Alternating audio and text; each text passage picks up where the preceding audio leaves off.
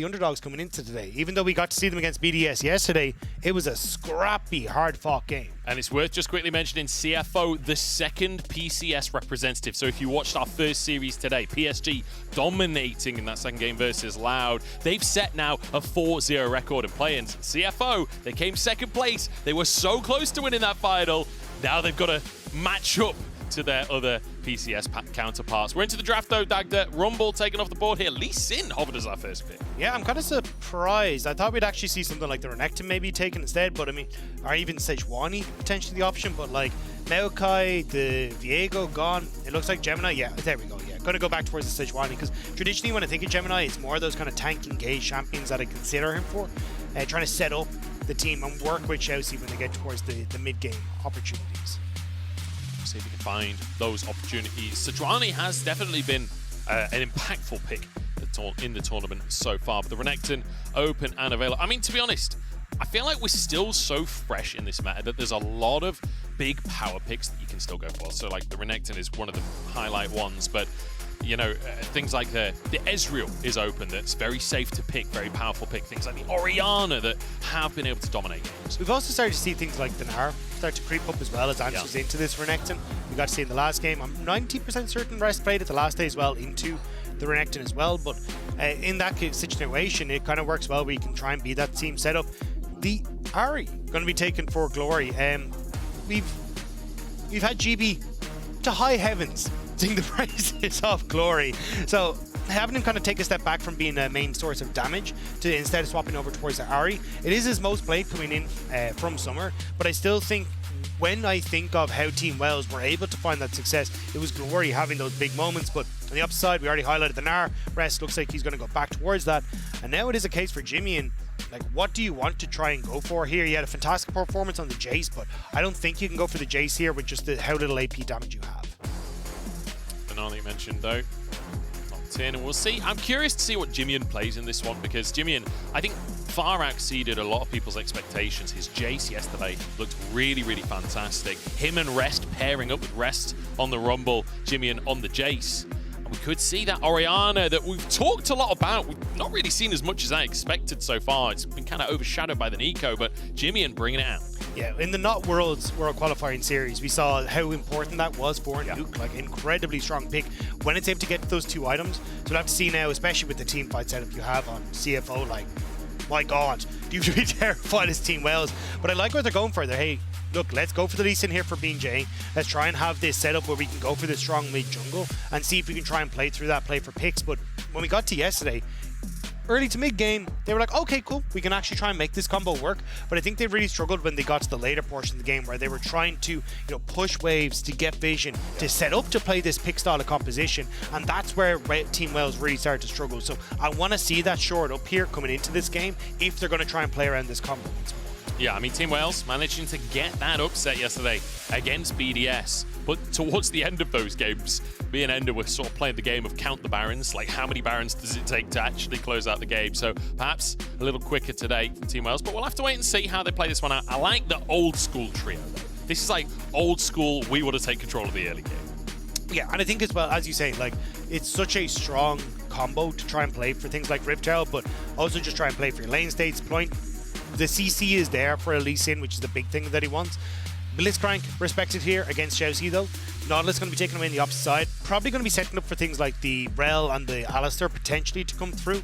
I think for CFO side, Chelsea even taking, yeah, I think he's going to go for the Alistair here. He wants to try and say, hey, I'm going to be that big setup for things like the follow-up on Sejuani, setting up for Gnar, setting up for Orianna. It makes a ton of sense. And there's not a huge amount of champions that are good against it, because even if you go for the Rel here, you're in a bad spot. So Team Wales are going to say, hey, we'll actually take the Alistair in response, and then see exactly what Chelsea does want to try and go for. And the Alistair is kind of a takeaway from Chelsea as well. Like, while we all know Chelsea's Blitzcrank is insane, it's not like it's his most played, it's a situational pick. But the Alistair, the Rel, these have been his bread and butter. Obviously the Nautilus as well, but Nautilus kind of everyone's bread and butter. And it looks like it will be the Rel locked in here, which worked very well with the combo that they've got. The one thing they're lacking right now is damage, basically.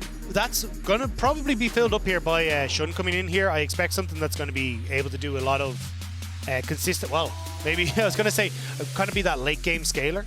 or at least provide a lot of that damage in the later portion. Now, you can still get a lot of work done in the early stages. Kalista, a very strong early game champion. But my biggest worry is CFO like to try and play around bot side, but you're up against Rel into Alistar. Your setup's really difficult to try and make work, and Kalista kind of needs to snowball. I've got to say it, for me, that's an MF angle. With this much CC and this much combo, that's an MF angle in my mind. But we'll see what Wales are going to do to try and answer this aggression in the bottom side from Shun and Xiaoxi. They want to dominate the 2v2. Like you said, the Alistar could make that a problem. See what Artemis wants to take as well, because Artemis has been very impressive so far, and it will be that Aphelios locked in to play that defensive role. It's a little bit of a funky one though, because you're kind of playing a lot of, hey, we want to go for dive with the Lee Sin, the Renekton, the Ahri, even the Alistar to a certain extent, right? But a lot of those times it's like, hey, we're using a flash from Alistar to get into a position to get a good knock-up.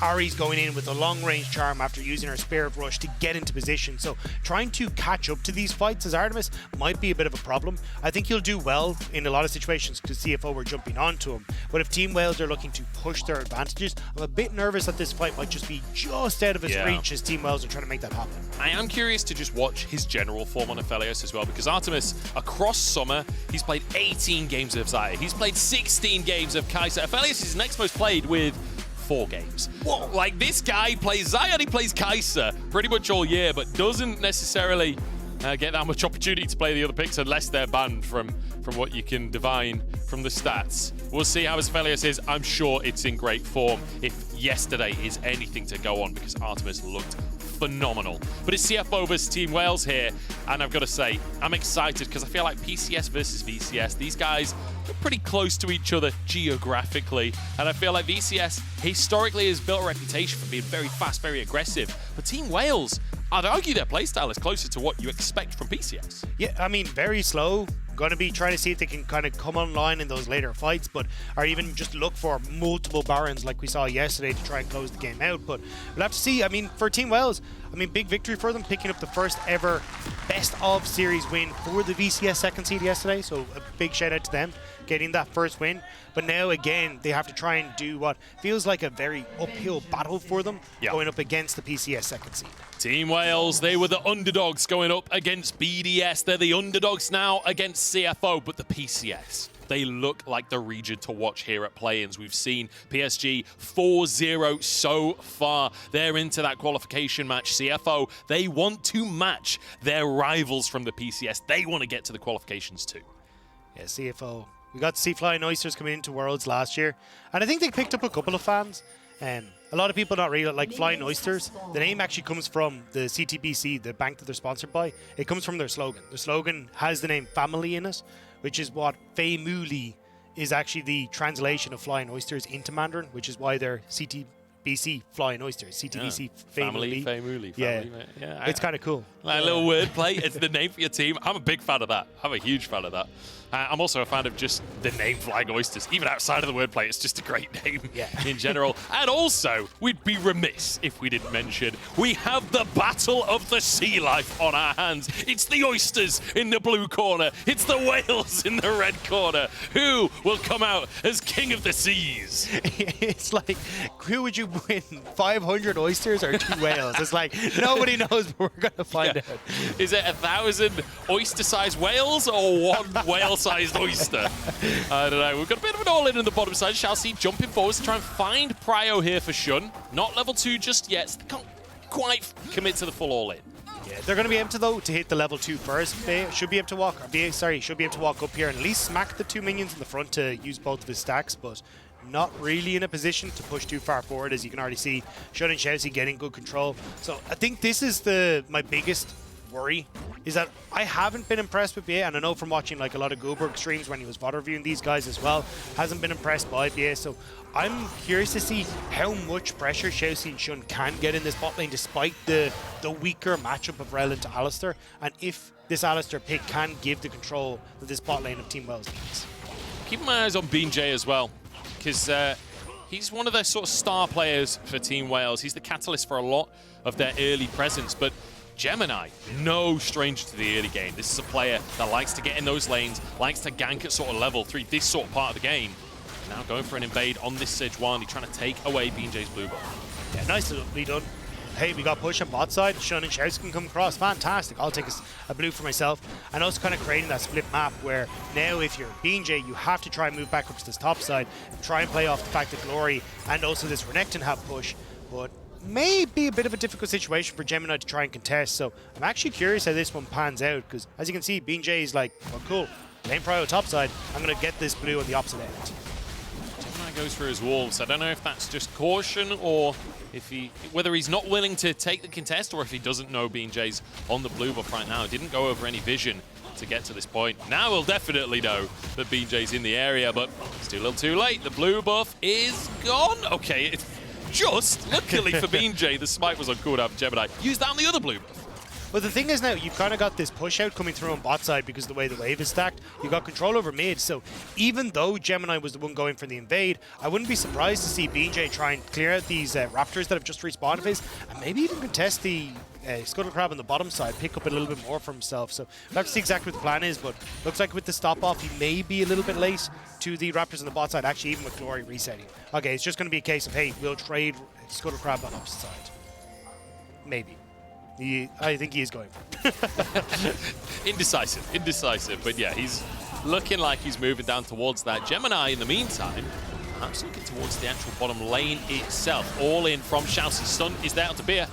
I mean, he's not even needed. The flash is there. The ignite comes out as Gravitum on both bot lane as BJ in the area. But Artemis, I think he maybe already used that route. Shousey is very low. They've got to be cautious. Shousey's low, but the wave is still kind of pushing in towards Shun and Shousey, so we kind of have both junglers still hovering here to make sure one Artemis and Bea, who are also kind of taking low specifically the support to push this wave in and get in the position where they're all right. Like you can see, look at Gemini, he's just re-going to this bottom side here. Yeah, Gemini happy to stick around. And this is, you know, he's built a reputation for really focusing on the lanes in the very early stages of the game. Shousey charging forwards, goes a bit. They know there's no flash available, and so it becomes a free kill. First blood for Shun and Shousey with a little help from Gemini. Great mind game from Shousey. He's like running immediately at Artemis, and you're like, okay, well, that's clearly the person we're going for, but turns at last second, catches out Bea, who's stepping forward to try and knock back the engage coming through from Shousey. So they end up getting the kill. BJ called down to the bot side because Artemis is like, for the love of God, I need to push this in. Please give me some help or else I'll never be able to reset. And now BJ will start to move back in towards his own jungle. So nicely done by Gemini to get the first blood here. Oh, really? Actually just starts off the Drake off the back of, he knows that the enemy bot lane's resetting, his bot lane's resetting. Nobody has Prio, so why not try and sneak away the dragon? I think he's going to get away with it.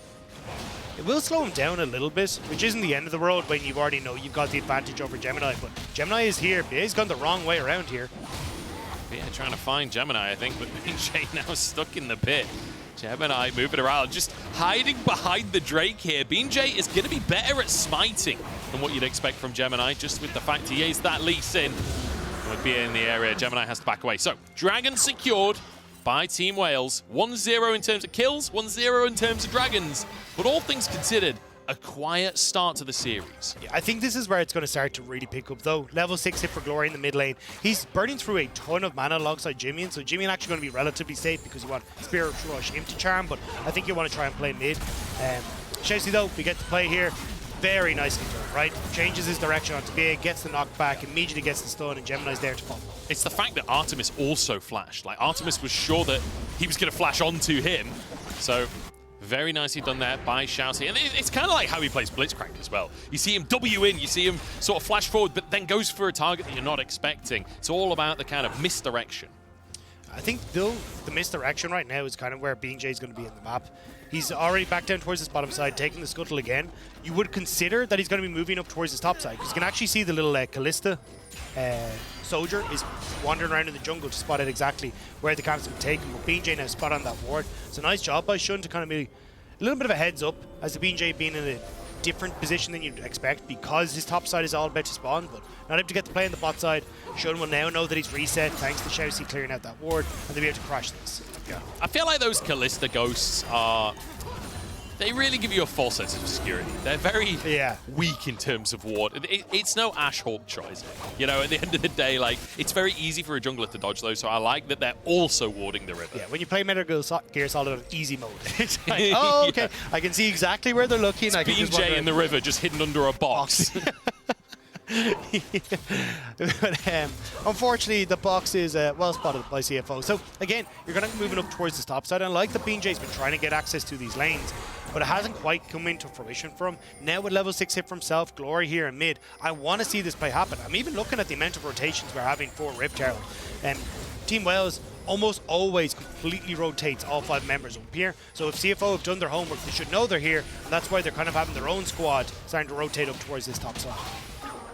This might just be a 5v5 we've got on our hands, Dagda, as BJ comboed up, Herald taken. And Shousey, unfortunately, on the wrong side of the play, punted back by Beer, but he's got a Callista, so he'll get out. Nobody dies. Herald stolen away, though, by Gemini. So you're happy out as CFO, managing to get into position where they're like, fantastic, we can steal this away. BJ left on his own in the pit with Rest able to get control over top side, so nice job. And now, again, you can start to rotate this around. I imagine it is going to be a Rift Herald in towards the mid lane, like try and snowball the Orianna.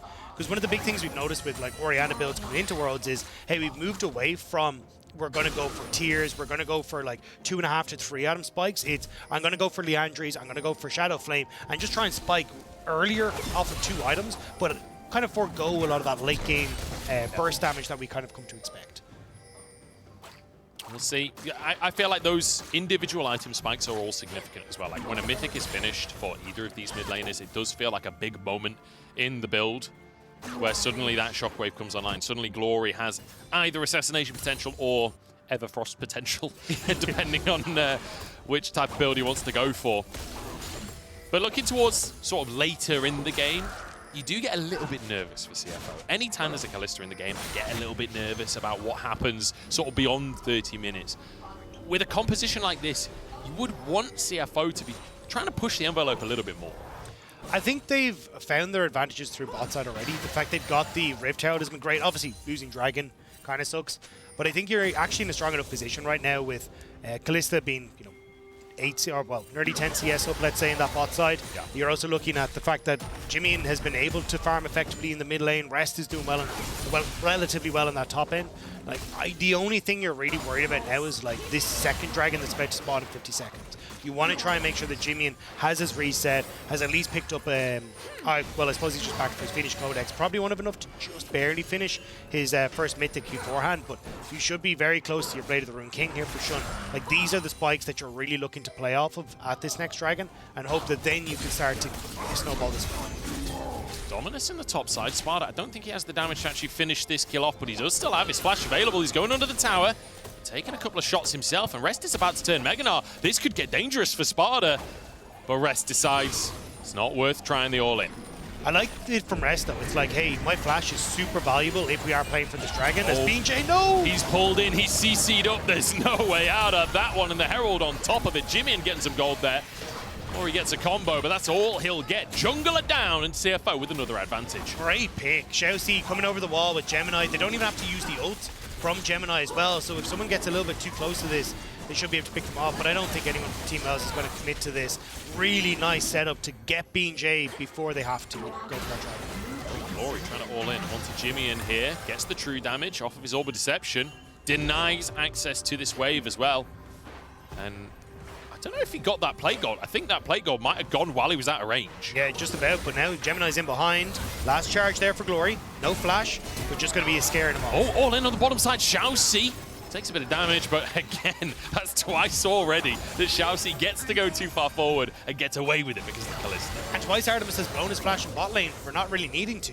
Like, flashes in aggressively, try and find that play, but you're just taking Shousey out of the equation. BJ is here on bot side, has flash and kick, so maybe they can make something happen.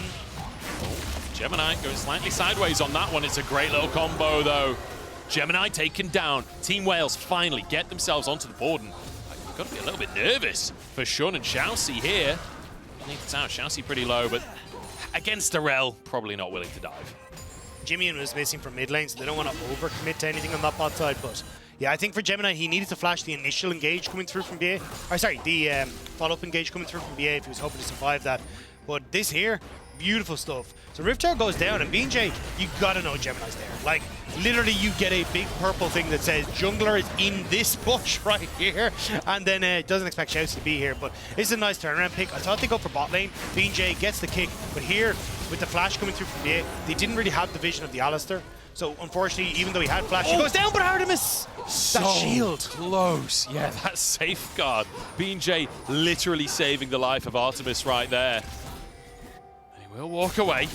And again, trying to put the pressure on with this duo. Sees an opportunity where BA isn't in the lane. Couldn't quite finish off the damage. Honestly, I feel like that's quite lucky that BJ is able to flash in range to get the safeguard. Yeah, that was incredibly close. But just the fact if Artemis had gone down, that's immediately more plates going over to this Callista. She's going to be in a fantastic spot. Also, because you knew that BA wasn't in that bot side, it actually ends up messing up the mid lane play that they were trying to go for Team Wells as well. Glory was trying to see if they could get onto Jimmy in there, but not really in a position to do so now either. So a lot of those kind of plays falling apart for Team Wells. But again, it's more of a case of we're just waiting for 40 seconds. Rift Herald's going to be up. First item's now completed for CFO and also for Team Wells on the opposite side.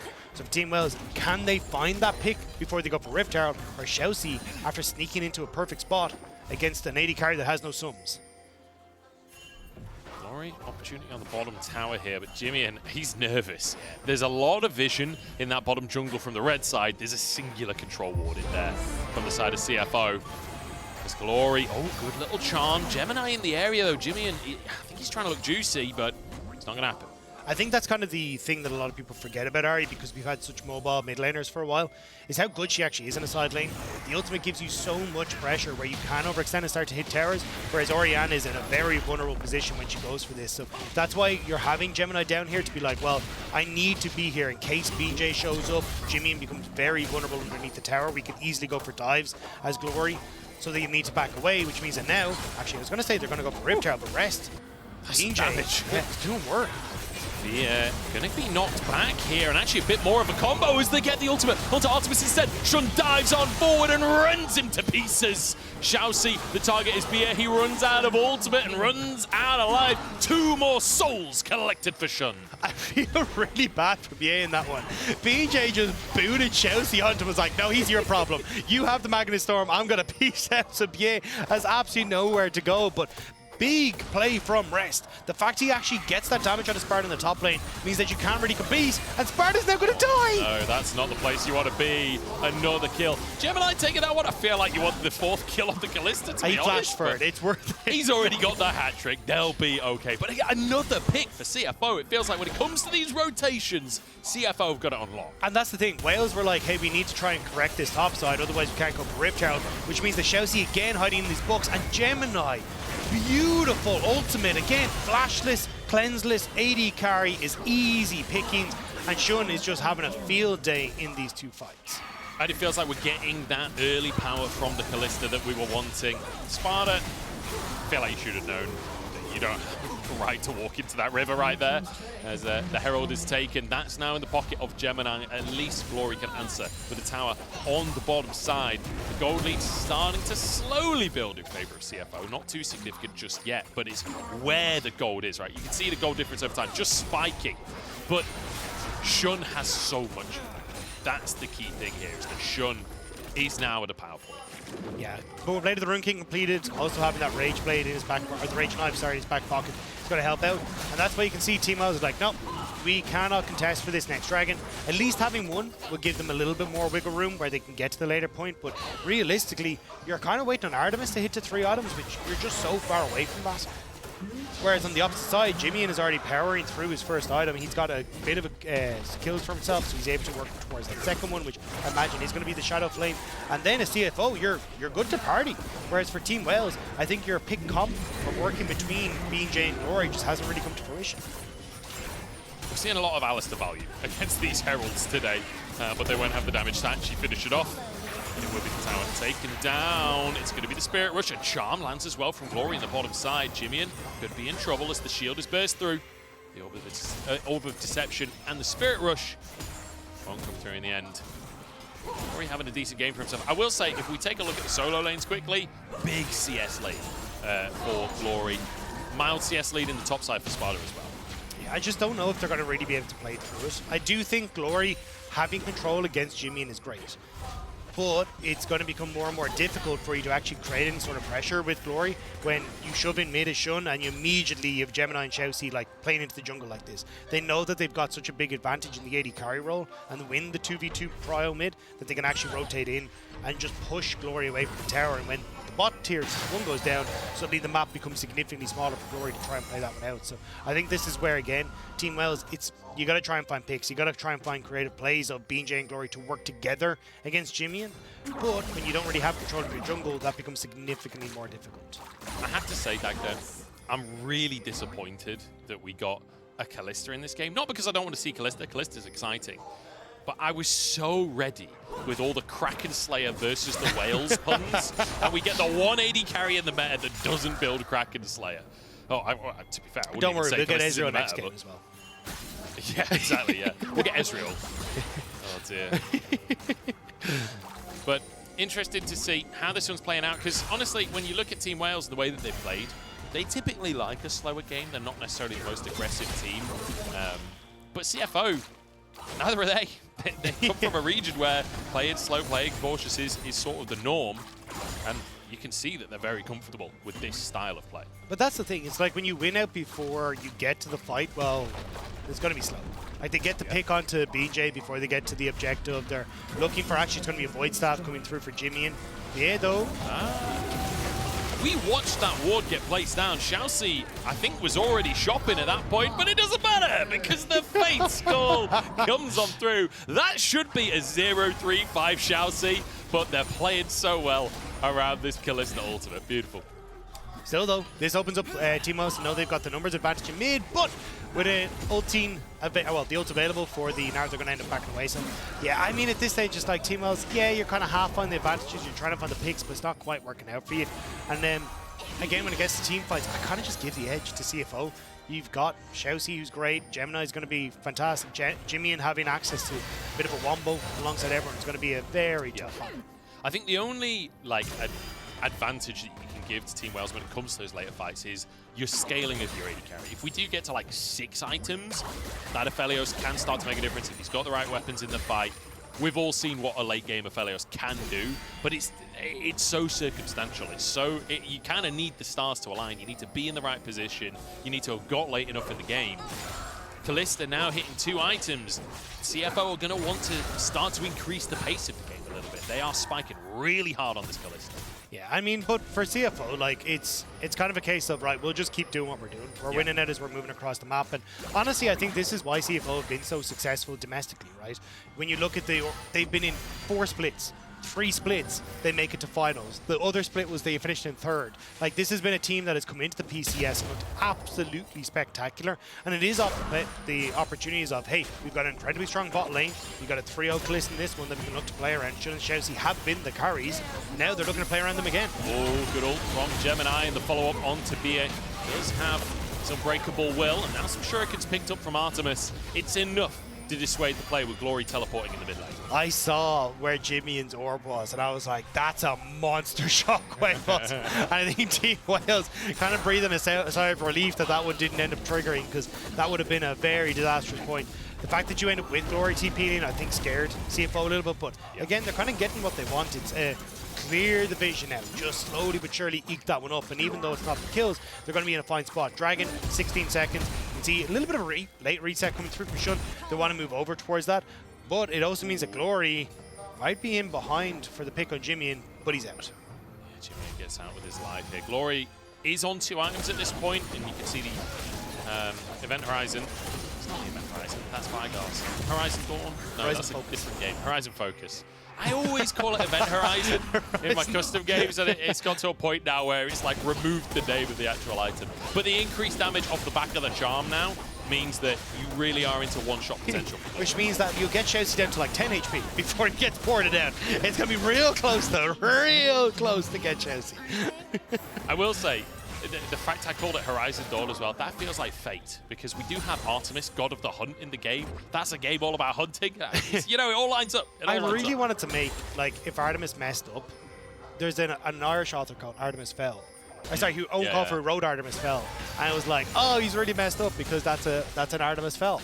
But it was like, I don't know if it's a big enough book it sold like 50 million copies. I'm like, I feel like there's maybe enough people who get that reference. I think, like, I know of Artemis Fowl, and I was on the same wavelength. Like, do I reference Artemis Fowl? I don't know if it's a popular enough series to See, reference. the thing was, I messaged Medic and was like, hey, what do you think about this? As actually, Chelsea? Nice, fine. But yeah, I messaged Medic and was like, what do you think about this? Can I make this joke? And he was like, compare the 50 million copies that were sold to Harry Potter or Lord of the Rings. And I was like, yeah, they've sold slightly more by like the 100. Like, yeah. It's a very different story comparatively. Yeah. That said, though, that doesn't mean Artemis Fowl isn't a big series. I'll defend Artemis Fowl. I've not even read it. I can't actually reference it anyway, but, you know, like, I was just going to use it as a simple wordplay, so I'm in too deep in this conversation, I'll be totally honest. Feels like Team Wales were a little bit in too deep. They're going to have all of their vision cleared here. Baron is up onto the map. Feels like that's where the teams are starting to lean now. Still 3.5 minutes, still the next Drake. CFO on that soul point, but it's a Cloud Soul, so not going to be the end of the world. Does open up that Elder Drake later on in the game. BJ moving in to try and clear the wave. I'm not sure that was necessary. Comboed up, he will escape with his life though. Shousey could be in trouble, but the face call once again. Beer on the front line. BJ jumps in for the kick onto Shun. It's gorgeous from the jungler. Shousey with a stun, but Glory's here to clean up. Gemini walking away as Rest tries to get Glory away from the rest of his squad. CFO though pushed away. It's 2 for 1 so far, and Team Wales, they're happy to go towards that mid lane. That was a scrappy one, but Team Wales actually have to come out on top. B with a big engage onto Shun that then sets up BJ, and just like that, they've come alive. They'll get the mid lane turret, and I thought that this was going to be a very different conversation where Flying Oysters were able to take it, but Wales proving me wrong. Yeah, I mean, honestly, it's really lucky that they managed to get the jungler so Baron couldn't go down. But that's the thing, look how much was invested. Ult from Shousey, ult from Gemini, ult from Jimmy, and all on to get BJ, and he gets out. Big gets a beautiful engage onto Shun. Shun flashes away from the charm, but it means that when BJ goes in here, it's the perfect setup because Shun has nothing left. The ward, or the safeguard onto his teammate to get the distance on the follow-up. Beautiful stuff from BJ. And once Shun's down, consistent damage isn't there. Rest not having the Mega Gnar, Jimmy not really in a position to consistently get the command attack and command shockwave to deal the damage. And you see the damage Glory was doing. That kind of fight is Ari's playground, where everyone's starting to get low, everyone's trying to escape. You just chase them down, you get those resets, and you start to clean house. 6-3 on the scoreboard, but the gold is within touching distance right now. Team Wales fighting their way back into things. The thing is though, like, CFO are trying to ARAM this a little bit too much, where it's like, hey, we could actually try and push in the mid lane and then like rotate up towards this top side. I don't know if I have a second to draw on this, so I might just hold on. But maybe not. Glory's on the flank here. No, you don't have a second factor, but Shousey does. He's found multiple seconds onto Glory. What an engage from the support. And now Beer left to the wolves as he'll be rendered to pieces. Shun with a double kill. That might just open up the Baron, but Shousey's gone too deep this time. Rest with a triple. No, the shockwave! What a combo! CFO making it happen. Flying Oysters are sending the Whales into the air with that shockwave. Jimmy, and that was sick with Rest. And just like that, they turn over towards the Baron. They get the fight they need, and they'll get to crack open this game massively in their favor. Just when a play goes positively for Team Wales, and there's a little bit of hope back for the VCS, CFO, they slam the clam shut, as it were, and they take themselves a Baron here. They take themselves a significant gold lead, and they begin their Red Bull Baron power play. Yeah, and look, they're not going to stick around to try and get the top turret, but big focus now is going to be that next dragon. But Glory trying to play off towards the side, but ends up going that bit too far. BJ trying to engage. Great turnaround engage from Shousey. And B is just trying to save them, which means there's actually little engage left on Team Wales to turn this around. So they end up picking off the Alistar off the back as well. And then we got to look at Rest. Turns Mega, moves for, flashes in. Artemis Gale Forces to try and get out of that, but the shockwave was already set up beautifully. That was glorious from Flying Oysters. Nice. Oh my God. Oh my Jesus.